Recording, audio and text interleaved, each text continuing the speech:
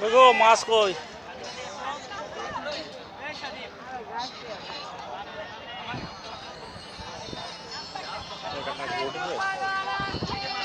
এবার মনে হয় বাদ দিছে বালু চর পড়ে গেছে তো টান লাগছে